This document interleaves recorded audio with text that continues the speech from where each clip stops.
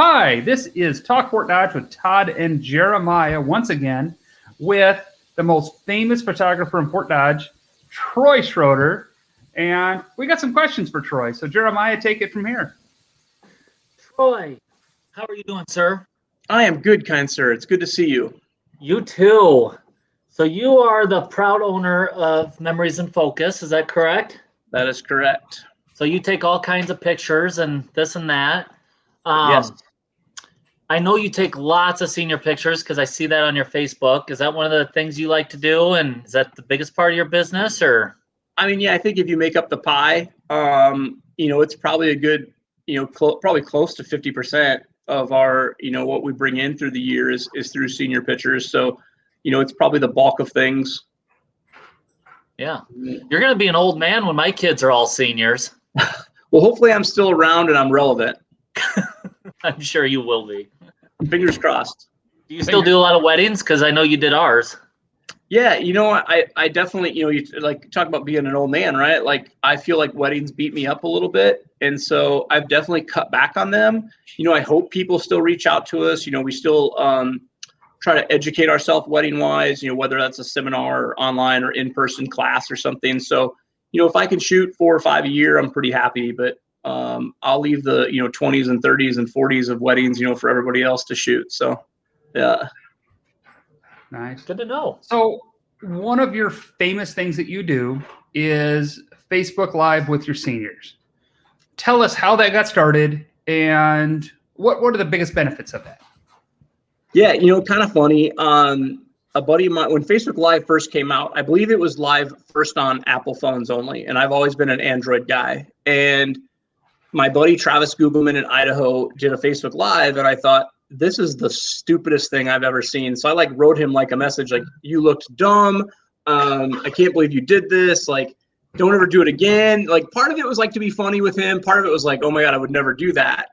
And then it became part of Android through Facebook. And so I don't remember really what led me to do the first one. I think it was just one of those times where it was go live. And so I was like, okay, sure. And people seemed to enjoy it, right? People commented and I heard from people. And so it kind of just, it grew into its own animal with our seniors. And, I think the way it benefits us is it for a couple reasons. I think one, it's something we do different than, maybe another photographer. I think each photographer, even if you're friends or whatever, each one of us, I think, tries to separate ourselves somewhat from each other. And so I think the Facebook Live thing is just kind of, my thing. And so I think, just the benefit of it being my thing. And then I think the seniors enjoy it. Sometimes they're like, oh, I don't want to do this. But I think secretly they do. Sometimes they'll even bring it up. They're like, when am I doing my Facebook Live? And so it's become just kind of a way for me to maybe get them out of their bubble, have some fun with it, learn to laugh at yourself, and just have a good time with it. So that's what I would say. So how many Facebook followers do you have?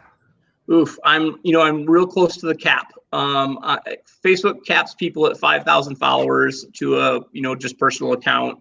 I'm always at 4,987 or something. And every once in a while I try to go through my friends list and clean up people that have duplicate accounts and things like that, so that, I can try to bring in new people and whatnot. I feel Facebook, as much as I think all of us probably hate Facebook in some ways, I believe in being social. I love people. And so, I try to find the good in Facebook. And I think, be involved with people and being able to contact and Facebook Messenger and Facebook Live and just being able to see what everybody's doing in their lives. I think Facebook's an absolute wonderful tool when used appropriately. Yeah. Yeah. Appropriately is the right word there. It's got its issues. We should talk about politics. I'm just kidding. Yeah. Yeah. Politics and religion. Yeah. Well, truly, I do a lot of Facebook Live with my houses that I have listed.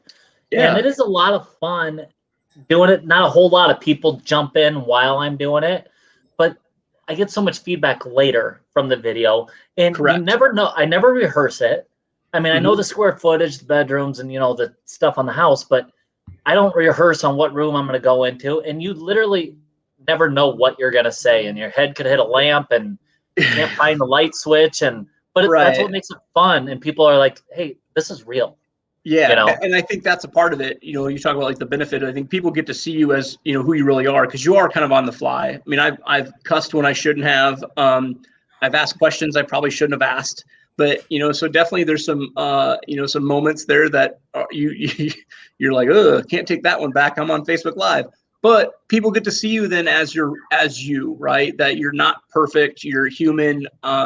We all make mistakes, and we can all have fun with it. And so yeah, I enjoy it. And I do think people see a lot of benefit to watching that stuff on their own time. What's your favorite Facebook Live story? Ooh, man, I had to delete one time because some things were said. I believe that like let some cats out of the bag kind of deal.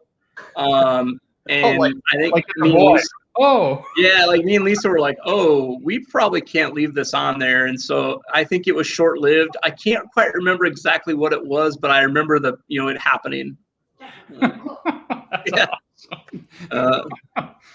Or like when I'm photographing a senior and, I want to be careful how I say this, like, because you guys know, I mean, I have a big heart for like the homeless and things and whatnot. But obviously Fort Dodge has some people downtown that are, interesting, or whatever you want to say. They have maybe some mental issues, and sometimes they'll just like walk in behind. And for me, it's not a big deal because my heart goes out to those people. But for a senior in high school, they're not used to it. I've been in Atlanta and Chicago and LA and Vegas where homelessness and like mental illness out on the street is just normal. It's part of it. Yeah.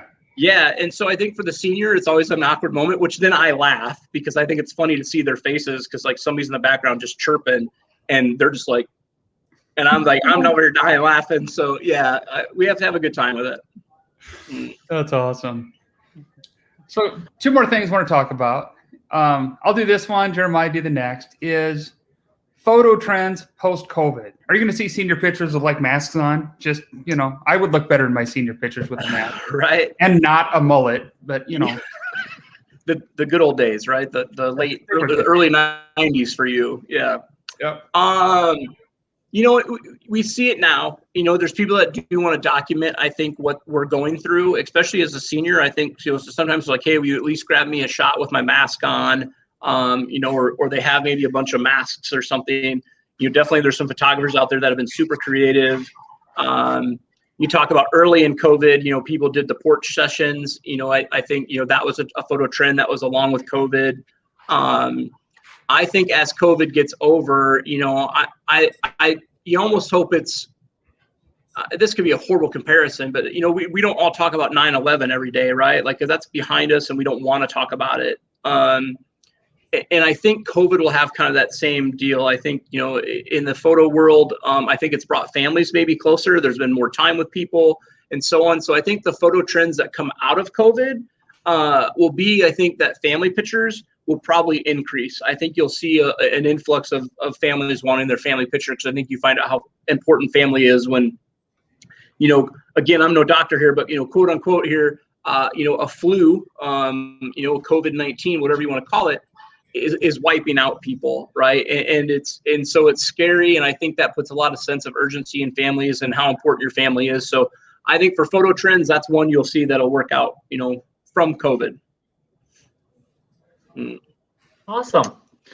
All right, Troy. Over the years, I've always seen you out and about at charity events and even kind of like hosting things yourself. And I know you've helped people like in the political world to get elected. And when I see those kind of things, I just know that you're very active in the Fort Dodge community. What are some events that you've done and some things that you are proud of, and why do you do it? Yeah, I think the why comes from really 2 things. My dad, I think, was very active in the community. My dad worked at Iowa Central. He was a vice president and taught there before that. Was there for 34 years and was very involved in like Rotary and bank boards and, not, it was not, I'm trying to think what it's called. It's the Growth Alliance now, but what was it before the Growth Alliance? Chamber of Commerce. Chamber. Yeah. So like my dad did the chamber and, so I grew up, I think, watching my dad do those things. He won the Catalyst Award, which I think was really neat for him. Oh, did I lose you guys for a second? We still got audio. Yeah, we had audio. You just paused. Ooh, You do look I like a still have you statue. guys? Yep. Oh, keep going. It's a little choppy, so I just want to Sounds make good. sure you guys hear me okay. Yep, you're good. Yep. I forgot your dad won the Catalyst Award. That's pretty cool.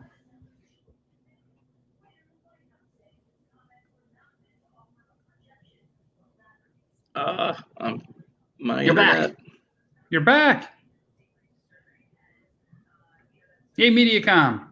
Hey, all right, I got you guys back. All right, that's awesome. Do you want me just to continue? Yep, just keep going. Okay, Yes, please. sorry. We're used to Yeah, so breaks. your viewers, sorry that my internet or something cut out on us there. So I think a lot of it came from watching my dad. The second part of that is just from, I think, from me being adopted. I think there's no greater gift or charity really than being adopted. And so for me, I think that's been a driving force, behind me wanting to help people. As a teenager, my mom and dad had to put me in a mental facility. I was in a dangerous, spot in my life, and you saw kids. I mean, kids. I was a kid. I was 13, 14 years old, but you saw like 10 and 12-year-old kids coming in off the street, and that really affected me. To see homelessness at such a young age, and hearing their stories and stuff, and so. I think those things really are a driving force between me wanting to be involved in anything that's for the good. We talk, I do the coat drive, or not coat drive, I do the coat rack, where we try to put coats out throughout the winter for people to come and grab. And that's been pretty successful. It comes with its ups and downs too, like anything does, but it's been pretty successful. We did a shoe drive with an organization with a buddy of mine out of Idaho, where we would drive the entire country and pick up shoes from photographers and churches and things like that. And then those shoes would go to like Haiti and Ecuador and things. And what they do is it's like a micro loan, where like a lady would get like a bag of 100 shoes of different, qualities. And they would teach her then how you sell these 100 shoes, it costs you this much. You retain that money to buy another, 100 shoes, and then this profit, and so on.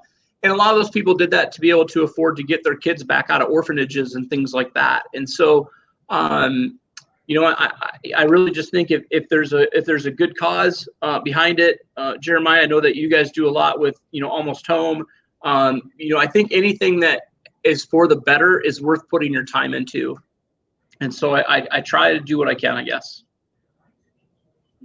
That's awesome. Very You do good a lot answer. for the Thank community. you. I'm just And trying to last follow your question. guys' lead. Yeah, we're trying to follow your lead. You do more than we do. You do more than I do. Last question is your part-time job, or maybe full-time job, I don't know, Or maybe hobby. Tell us about this. Yeah, so I do kind of collect and breed ball pythons. They are the smaller of the python species. They only get about 3, 4, 5 foot typically, and they're not nearly as dangerous as reticulated pythons and Burmese pythons, where you hear things like that in the news about strangling a baby or something crazy. It's how do I want to say this? It's rewarding to me in a couple different ways. It gets me away from the photography world, or it gets me away from my everyday world. I get to feel somewhat smart because there's a lot of genetics involved. And so that's really the ball python game is creating the next morph, and it's all done through genetics. So it's interesting to kind of dive into that world. We travel around and do a couple shows in Chicago, a couple shows in Arlington, Texas, and a couple shows in Pomona, California. And, it's just it's cutting me out again for a second. It's a great industry, full of great people. And, again, it's a breakaway from my.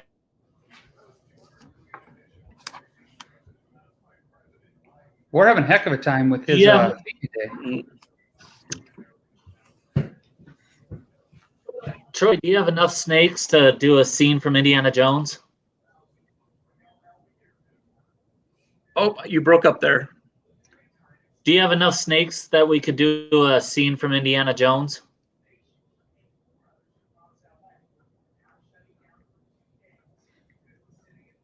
Well, it looks like we might have to end the broadcast with Troy, but I think That you guys darn got internet. a really good idea of all that Troy does for the community and everything else he has going on. So, Troy, you'll be able to see the end of this later, but thank you for your time today, and we look forward to maybe another episode soon. Thank you, Troy, and for all the service you do for Fort Dodge. So, thank you.